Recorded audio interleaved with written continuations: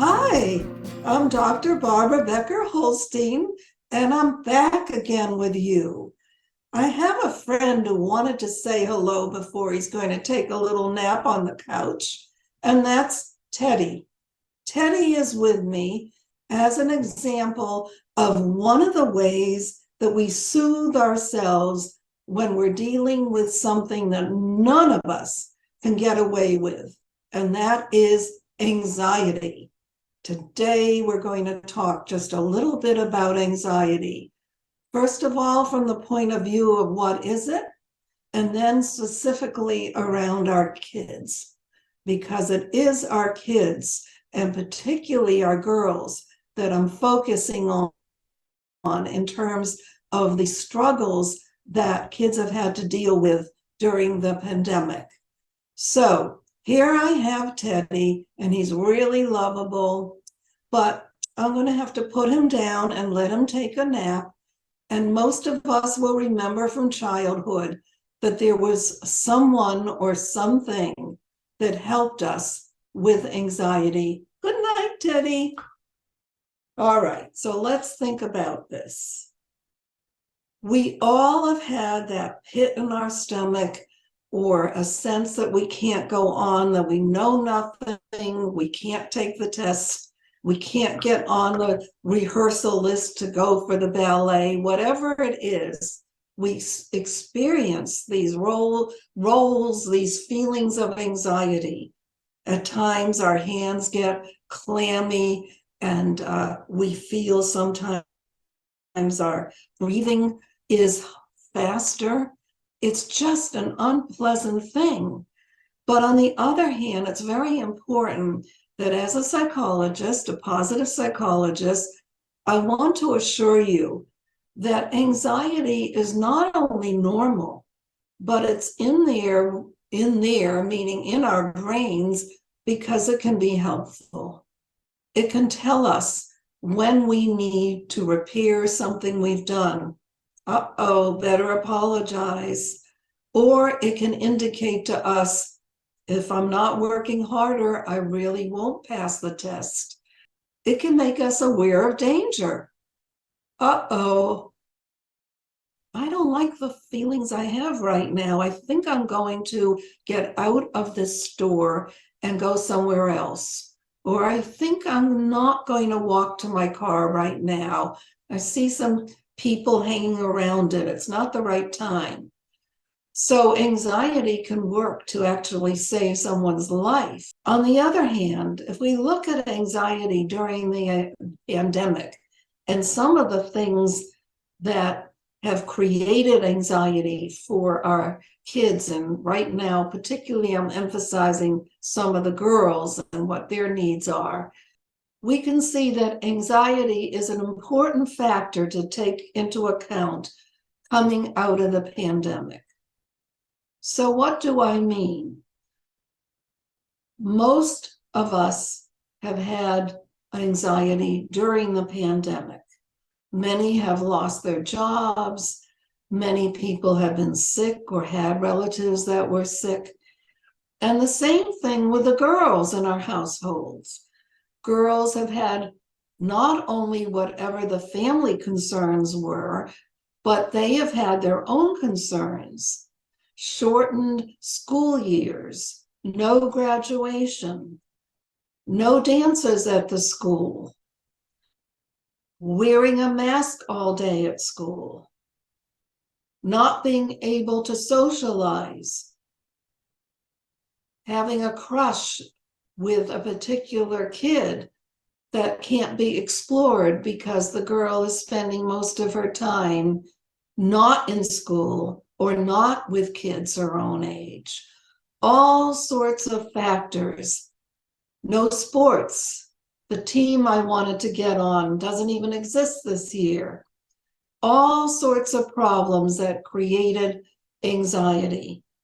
And now that the pandemic is over, at least technically, that does not mean that anxiety just disappears. It is still around because our brains got used to feeling anxious. And Not everything is back the way it was, either for us or for our kids.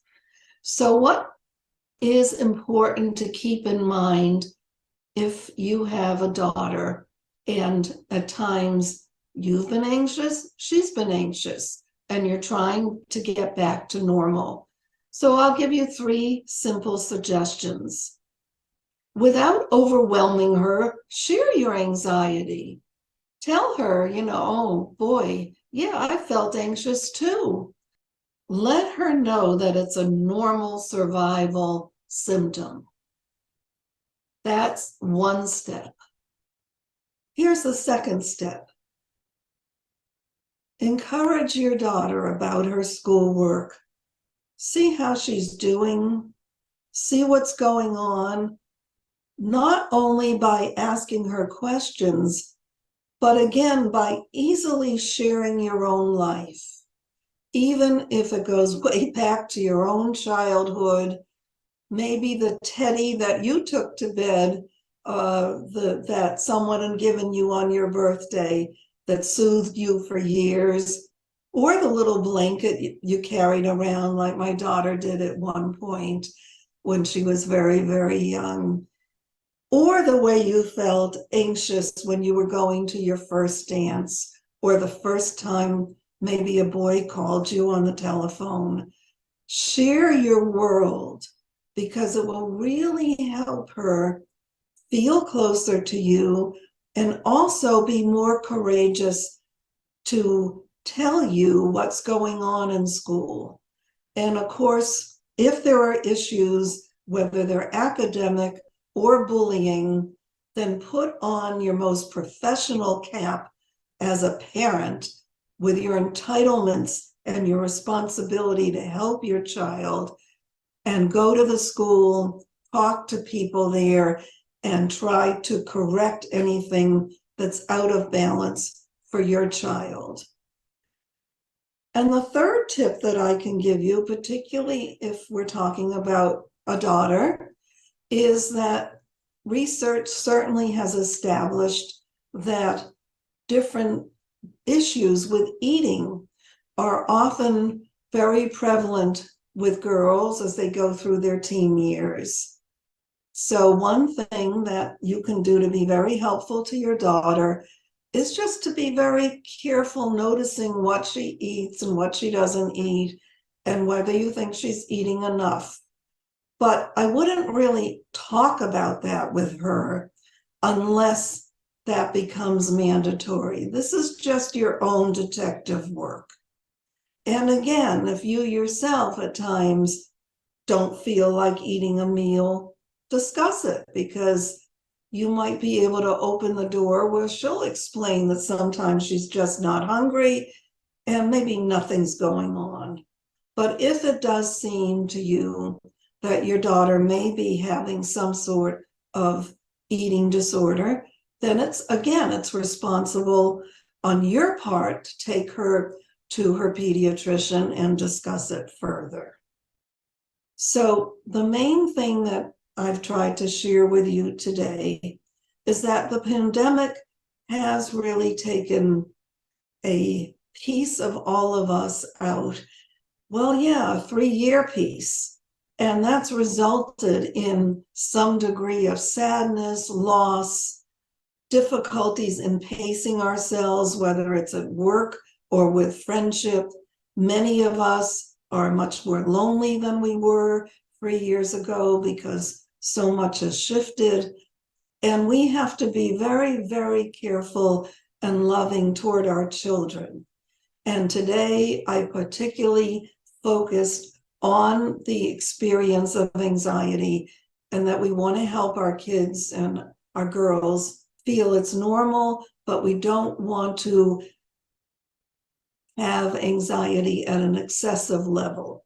And that's where your job as a parent comes in, to play detective and to make sure you do everything to help your daughter experience less anxiety and a normal coming of age through growing through all the normal ups and downs that go with just getting through childhood. I hope you've enjoyed it. I'm glad that I could talk to you again, and I'm looking forward to talking to you again about important issues as a result of not only being alive, but the pandemic. Goodbye for now.